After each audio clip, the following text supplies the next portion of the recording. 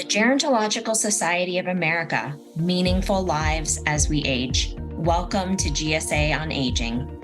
Welcome to the Careers in Aging Roundtable discussion. My name is Chris Adi, and I am with the Gerontological Society of America, also known as GSA. Career options abound in the field of aging, and the demand for aging professionals continues to grow. The diversity and variety of opportunities make this a field where anyone can find their fit.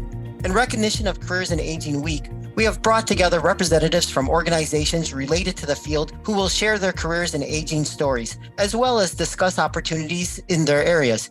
If you are seeking to live and work with purpose, we invite you to explore a career in the aging field.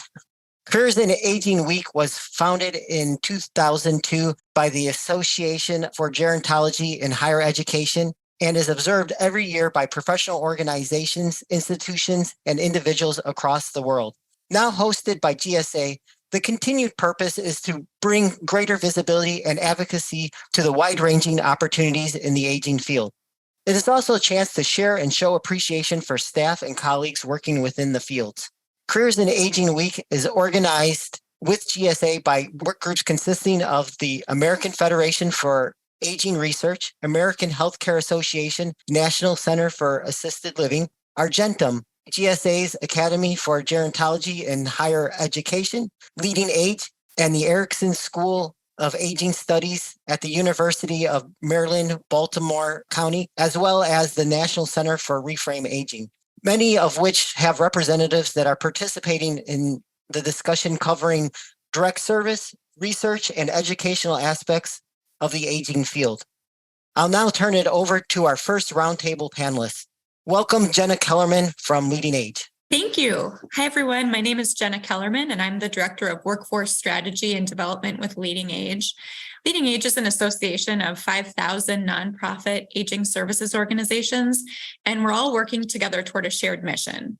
That mission is to provide compassionate, high-quality programs and services to older adults. I've been in the field of aging for 15 years, and I've worked in skilled nursing, assisted living, memory care, home care, and now for an association supporting those same providers. One thing I really love about this profession is that it's a group of people with a passion for serving others. It's full of people who want to leave work at the end of the day having made a difference in someone's life. And it doesn't matter if it's someone who's working in accounting or culinary or fundraising or nursing. Aging services organizations are full of people with completely different skill sets, different education backgrounds, different jobs, different professional goals, who all come together because they want to use their unique skills to make a difference in someone's life. And because of this, I've been able to grow my entire career in this field without ever getting bored. My career began with a communications degree. I had intended to become a news anchor or a public relations professional, but within a few months of graduating college, I realized that PR was not for me. And I kind of panicked, like, what am I going to do with this communications degree? What am I even qualified to do with this degree? So I ended up taking a marketing position in assisted living. And as it turns out, marketing in senior care isn't about selling anything at all. It's really about meeting older adults who need help, who need resources, need access to that next phase of life where they can live with dignity and respect and stay engaged in the world around them. So I got to spend my time meeting people and learning about them, learning about their needs, and connecting them to the right services. So I used my marketing and communication skills, but it was in a setting that really made a difference. And I absolutely found my place. So from there, I went back to school to get my master's degree in gerontology, and then became the director of an assisted living. And in that role, I oversaw 180 residents living in senior housing, assisted living, and memory care, had about 100 staff members. And I was able to grow my leadership skills and learn how to run the operations of a healthcare and housing setting. And the best part, of course, was working with a team of chefs and housekeepers and grounds maintenance workers, activities leaders, nurses, who all joined together with that same mission to serve the older adults. And of course, the cherry on top is working with seniors themselves. Seniors have lived the most interesting lives, and honestly, it's the funniest group of people that you'll ever meet. I can say that I belly laughed every single day at work in that career. And that's why people who start working in aging services spend their whole careers in this field. So as I continued to grow in that role, I saw a greater need to influence the aging services sector at a broader scale. And that's when I joined a state association and then later the national association where I work today. And today I get to support aging services providers and advocate for the needs of aging population and the caregiving workforce. So as a final takeaway, I really hope the listeners of this podcast understand that there are so many opportunities within this field. And no matter what your skill is, your interest, your education background, there's a place for you here. And it's a place where you get to work alongside other mission-driven people. So I really hope that you consider joining us in this mission.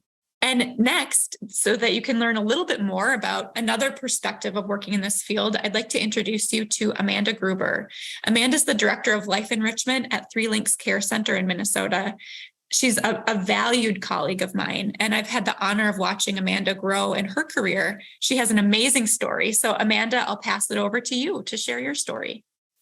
Hello, my name is Amanda Gruber. I work at Three Links Care Center in Northfield, Minnesota as the Director of Life Enrichment. Three Links does offer the complete continuum of care for seniors from independent living to skilled nursing home care.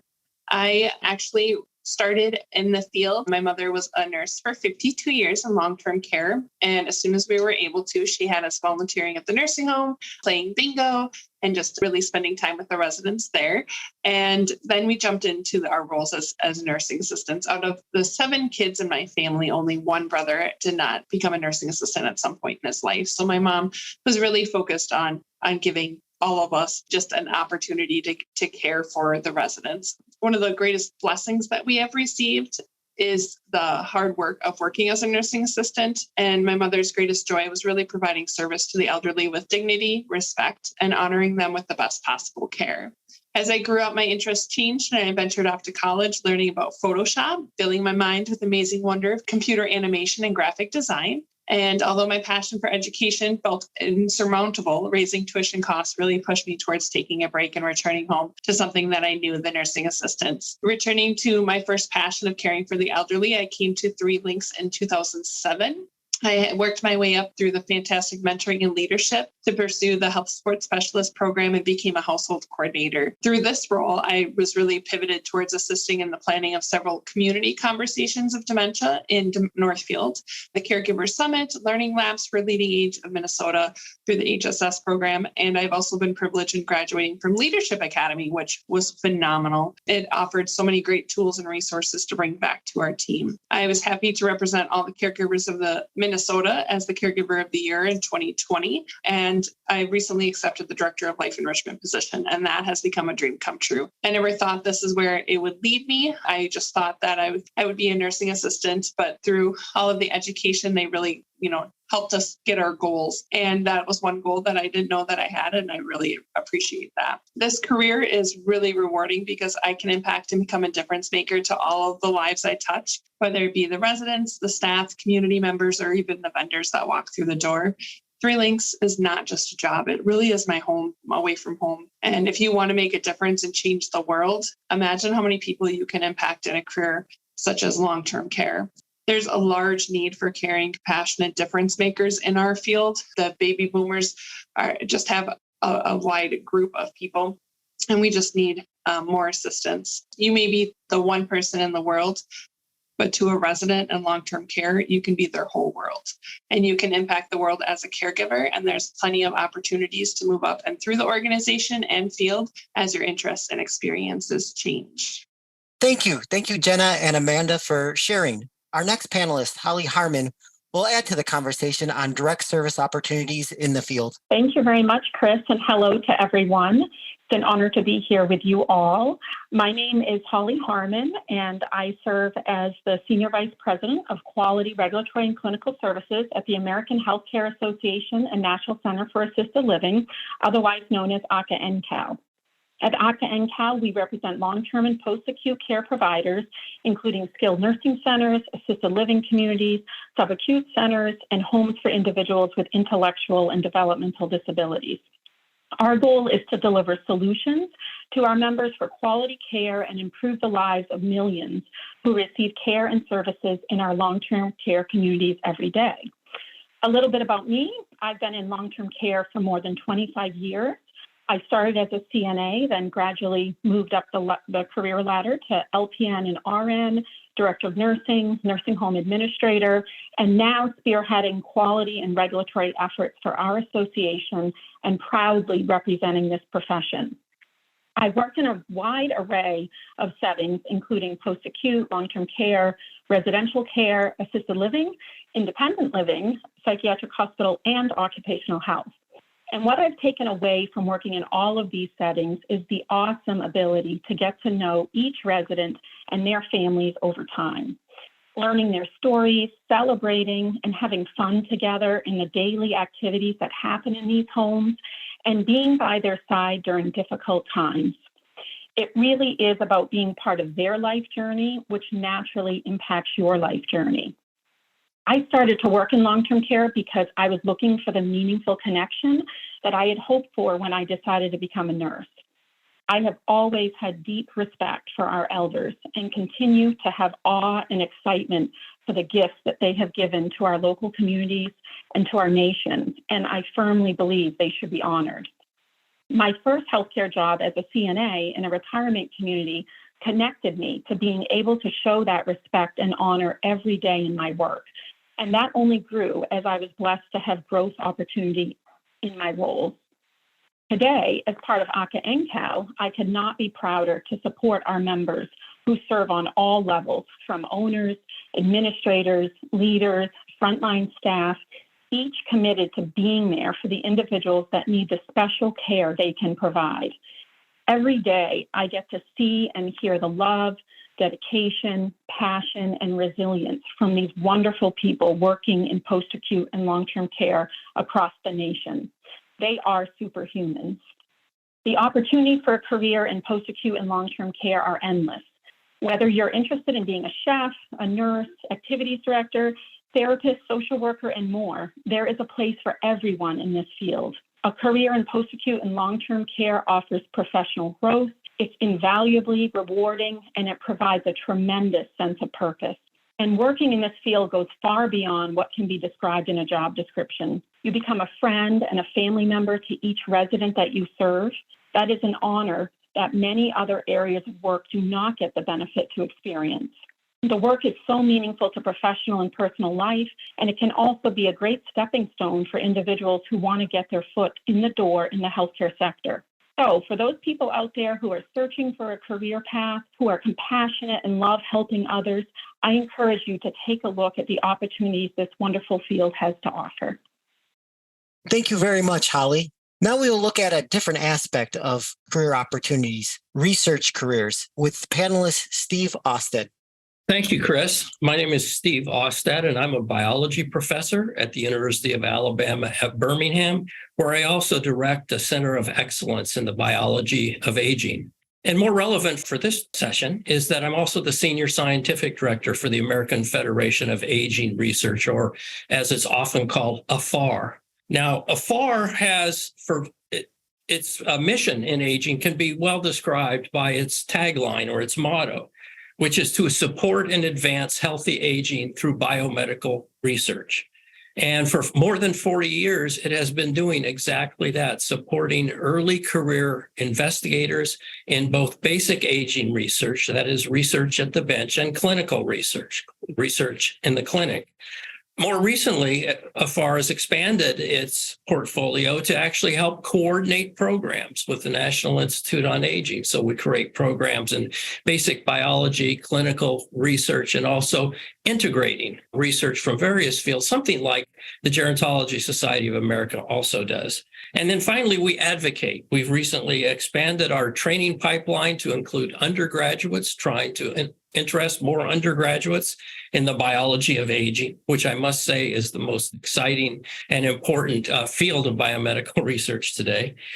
We also have supported meritorious research programs that have the ability to affect the health of millions of people worldwide.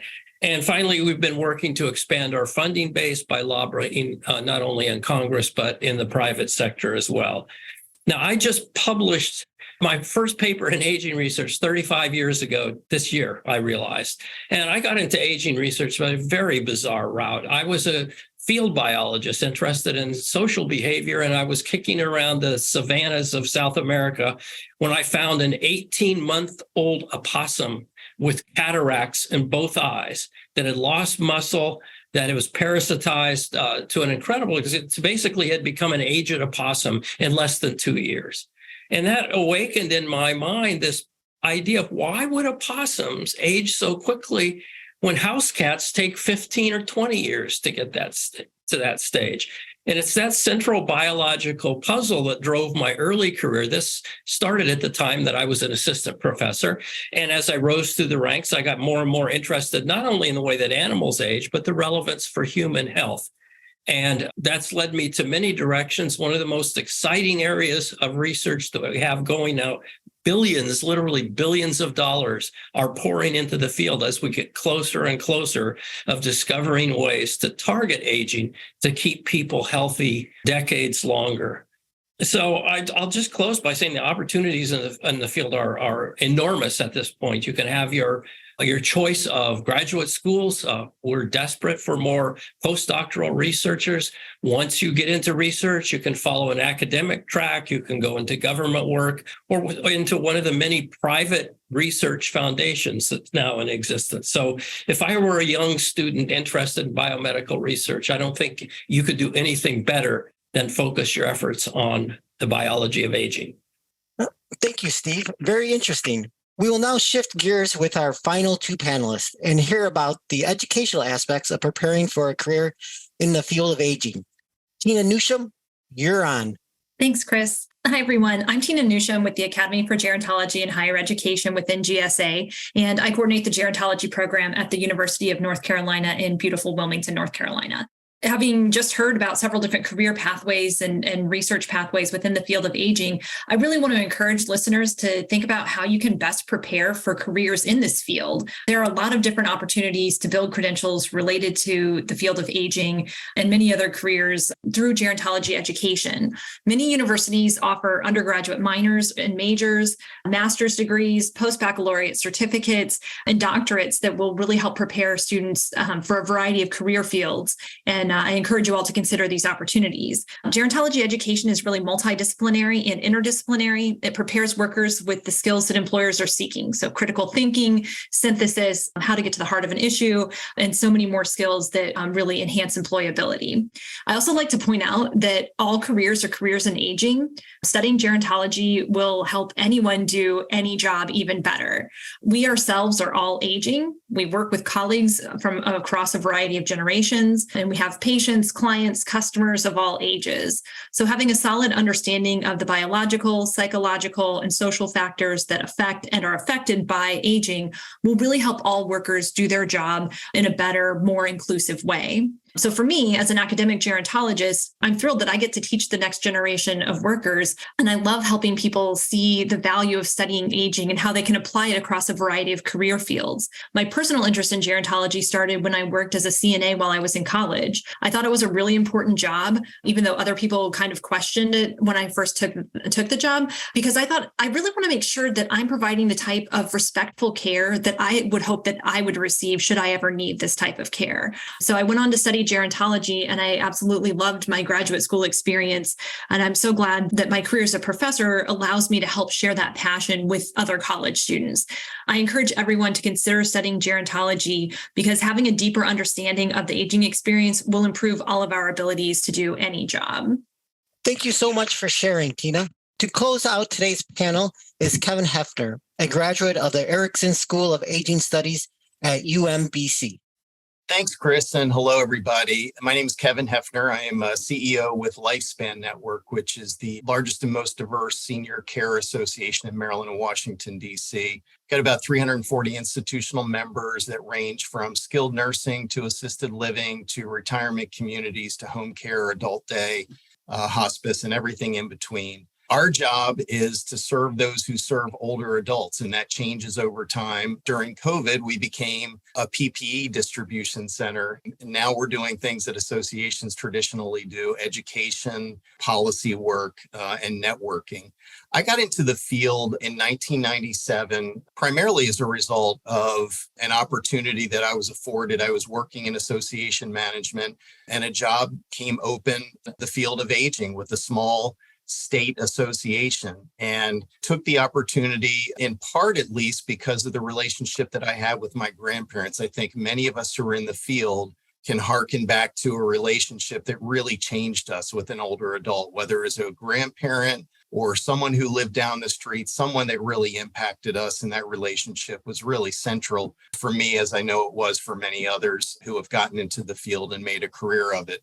A couple of suggestions that I have for people who are potentially interested in getting into the field: participate in every networking event that you can. There are local grassroots organizations wherever you are that offer networking opportunities so that you can get to know people who are in the field and develop relationships that can help you to grow your career along the way. I've often said that this field is much like the Hotel California. People move around, but generally speaking, they never leave. And I think that's a good thing. Seek quality educational opportunities. I had the opportunity to transition from the association environment to the academic environment when John Erickson made a gift to found a School of Aging Studies at UMBC. I was not only an employee during my time there, but also a customer. I became a graduate student in the Management of Aging Services program.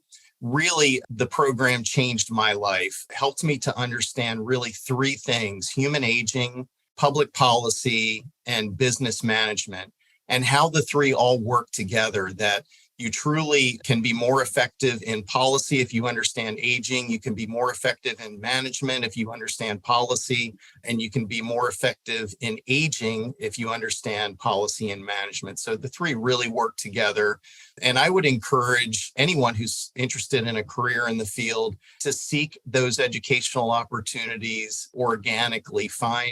There's so many great universities that exist that have programs that can help you to understand not only those three things, but many others. Opportunities in the field exist everywhere for people who have obtained the training that's relative to the field. And I've often said this: aging services is a relative cottage industry. What other field could you be in where you would have the opportunity to engage with the titans of the industry, the people who created the first retirement community, the people who created the first assisted living facility? They're, generally speaking, still reachable and touchable and in the field. It's exciting. The best part of the field, in my opinion, is the people that I've met along the way. Those are the older adults that we serve, as well as the professionals who generally get into the field because of that relationship and because they care about older adults. That's the glue that holds all of this together. It's been an honor to know and to serve older adults during my 25 plus years in the field. And I would just mention one of the people that I had the pleasure of learning from, Bill Thomas, once said, "Older adults are the greatest repository of accumulated wisdom the world has ever known."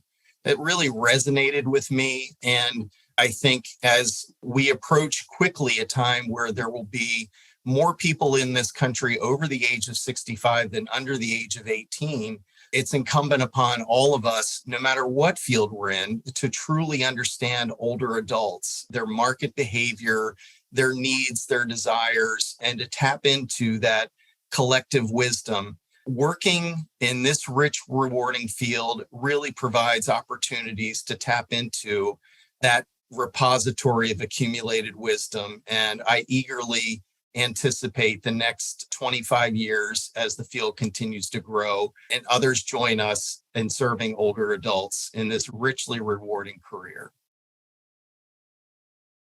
Great suggestions.